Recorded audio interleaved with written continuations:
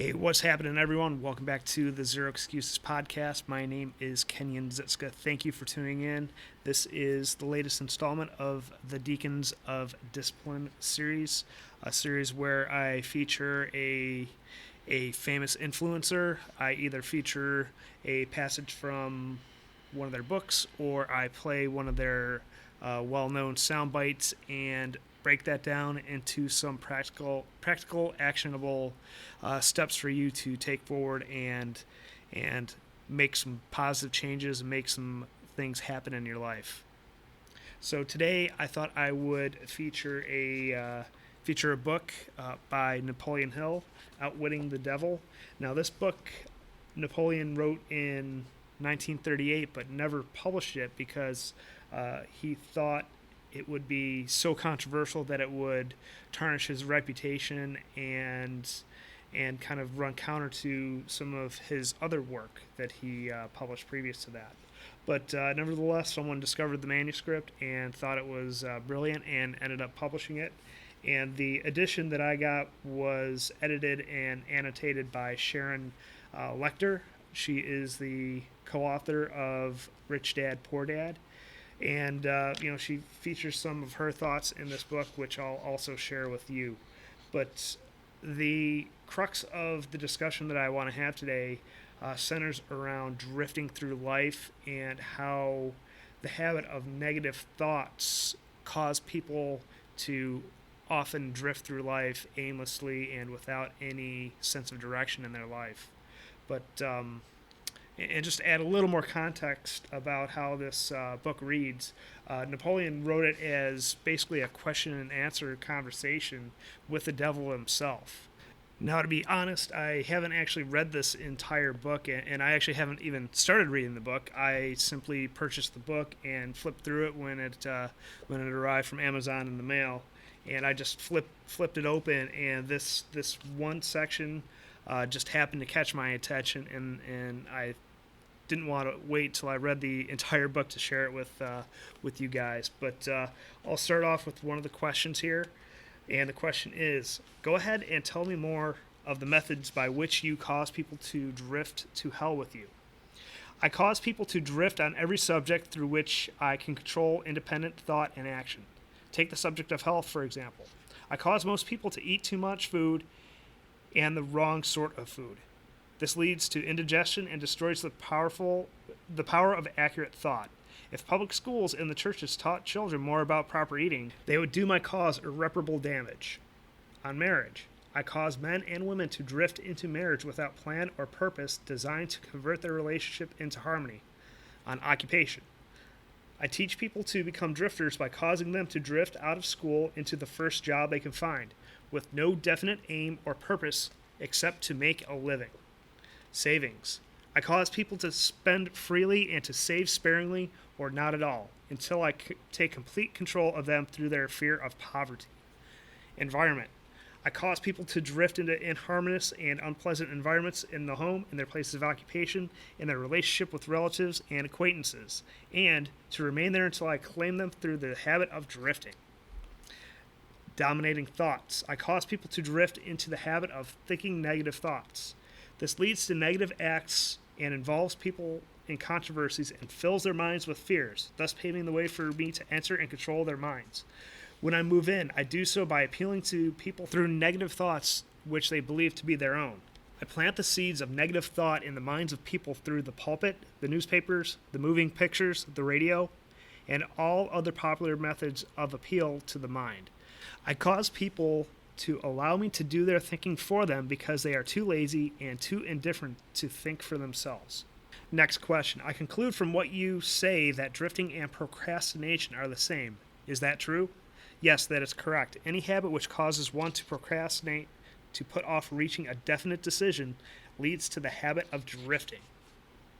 And Sharon, the editor and annotator for this book, concludes this section with a very beautiful equation.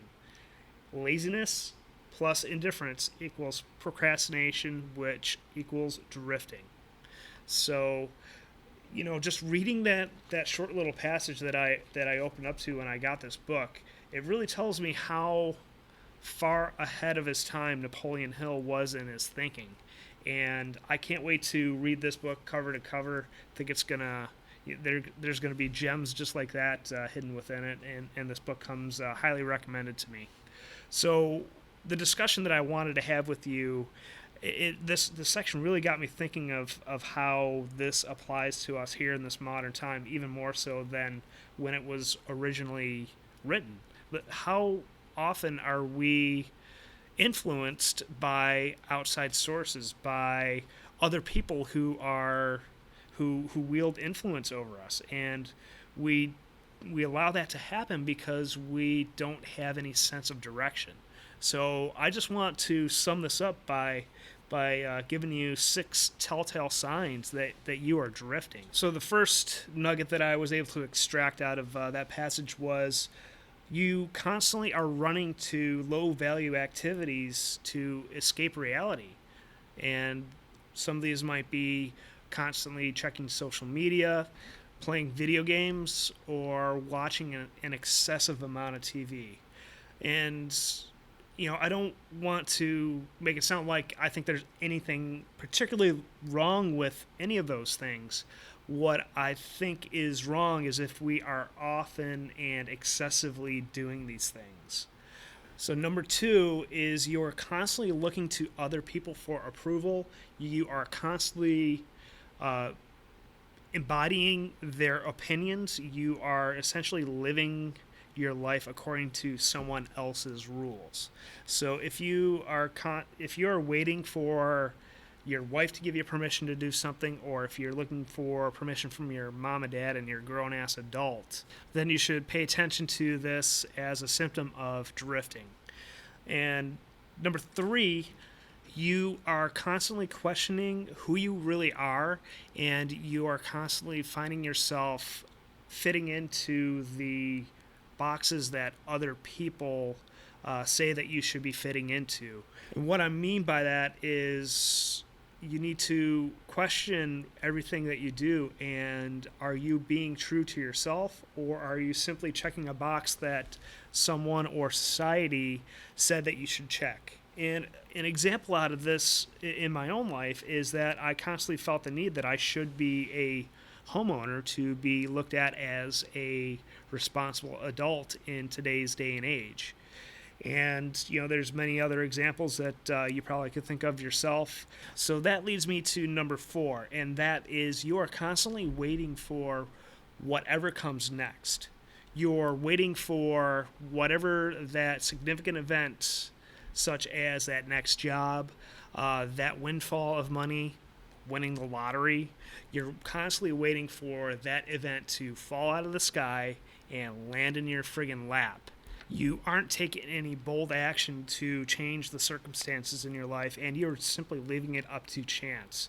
And you are ultimately going to rely on other people to make things happen for you. And that, I guarantee you, is not a very good look, and it's not a very good strategy to get success in your life. And I know you're probably not one of those types of people if you're listening to a podcast like this, but if you see other people in your circle or in your family that are doing this, that's a telltale sign that they're just drifting through life. So that leads me to number 5. You often lack zeal and excitement for life. And that goes hand in hand with what I just described. If you're not taking the action, if you're not making things happen, and you're going to be disappointed by other people, because the only person that's going to take care of yourself the best is you. You need to take the action. You need to have that sense of ownership and sense of responsibility about what you do to get the things that you want in life. They're just not going to happen, and you're not going to have that excitement, and you're not going to have that zeal if you think other people are going to do things for you. And the last telltale sign that I have for you is that your life just simply lacks vision. I know I talk about this a lot, but if you don't have a vision, you're going to be extremely prone to drifting. You're going to be just drifting with the winds of life. And if you don't stand up, take a firm grip over your life, it's not going to go anywhere, quite simply. It's just going to go to and fro. And if you're looking to dig into these things a little deeper, maybe do a little troubleshooting on what you've been doing in your life and want to take things to the next level, I do have a few resources that you can check out. The first is our free closed Facebook group over at facebook.com/groups/zero excuses. Excuses is spelled without the E, XCUSES. And then also we have our very affordable mastermind group, the Infinite Results Mastermind group. You can check that out at kenyanzitska.com/results. And if you are really looking to invest the time, the energy, and the money to getting the results that you want in your life, and you want to work with me one-on-one, I do offer a very limited number of spots to work with me one-on-one. And if you're interested in that, you can go over to kenyanzitska.com/discipline. And there's a short survey that you'll fill out, and you can schedule a free 60-minute consult with me, and we'll see if we're a good fit to work together and take it from there. All right, guys, and last thing I have for you, if you are getting great value out of this, I would greatly appreciate it if you share this with your friends and family, as well as leave me a rating and review on iTunes or Stitcher or wherever else you choose to listen to this podcast on. All right, guys, thanks again for your time, and have a great weekend.